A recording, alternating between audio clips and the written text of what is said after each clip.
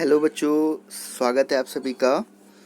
तो बच्चों हम लोग class tenth chapter number chapter number 4 कर रहे थे, कार्बन एंड इट्स कंपाउंड।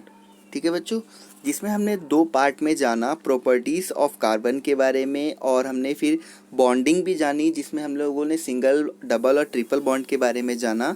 आज हमने कहा था कि हम लोग एलोट्रॉप्स के बारे में जानेंगे, यानी कि कार्बन के कौन कौन से एलोट्रॉप्स होते हैं। ठीक है बच्चों, यानी कि कार्बन कौन कौन सी फॉर्म में पाया जाता है।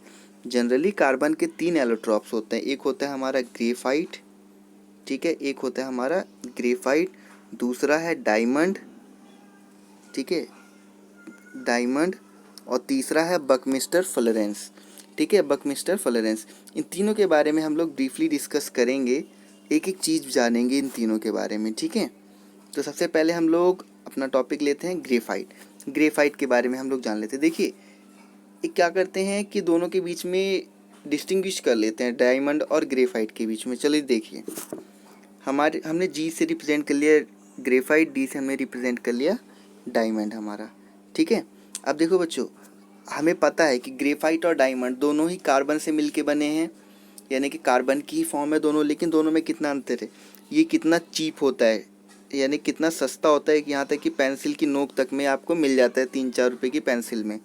डायमंड इतना महंगा होता है कि एक पेंसिल की नोक के बराबर भी खरीदने जाओगे तो बहुत महंगा मिलेगा। मीन्स ये बहुत ही ज़्यादा क्या होता है, कॉस्टली होता है। ठीक है, एक तो ये डिफरेंस हो गया। दूसरा, ग्रेफाइट जो होता है वो कैसा होता है, सॉफ्ट होता है, और डायमंड कैसा होता है, हार्ड होता है। यहाँ तक कि डायमंड जो है सबसे हार्डेस्ट सब्सटेंस है पूरे अर्थ पे। ठीक है, तो ये 2 डिफरेंस तो माइनर से डिफरेंस हो गए इन दोनों के बीच में। और एक क्वेश्चन आ जाता है आप लोगों का एग्ज़ाम में कि बच्चों डायमंड जो है वो इलेक्ट्रिसिटी कंडक्ट नहीं करता, लेकिन जो ग्रेफाइट है वो इलेक्ट्रिसिटी कंडक्ट करता है। तो इसका रीज़न क्या होगा, इसका रीज़न ये होगा कि जो ग्रेफाइट का स्ट्रक्चर है वो हेक्सागोनल स्ट्रक्चर होता है।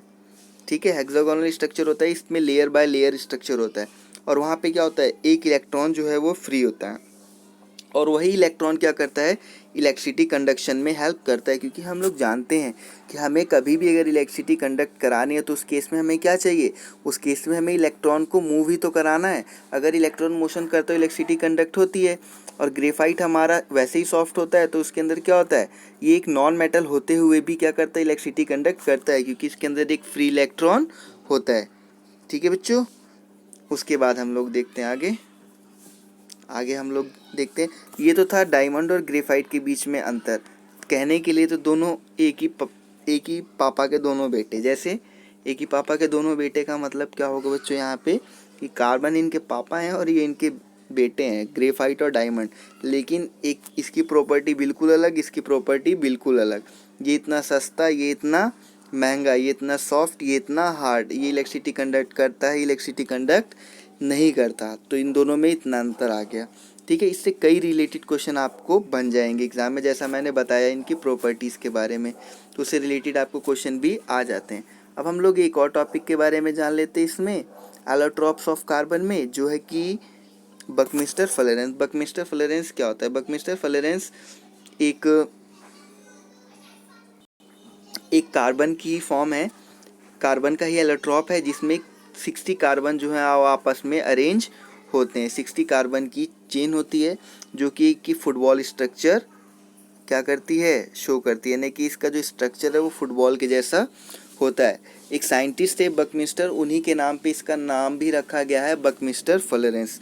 तो ये तो था बच्चों एलोट्रॉप्स के बारे में। ठीक है, नेक्स्ट वीडियो में हम लोग जानेंगे सैचुरेटेड और अनसैचुरेटेड हाइड्रोकार्बन के बारे में। उससे पहले मैं आपको ये बता देता हूँ कि हाइड्रोकार्बन होता क्या है। ठीक है, आपको ये बताऊंगा मैं कि हाइड्रोकार्बन क्या होता है, जो नेक्स्ट वीडियो स्टार्ट होगी, क्योंकि सैचुरेटेड और अनसैचुरेटेड की बात करेंगे हम वहाँ पे।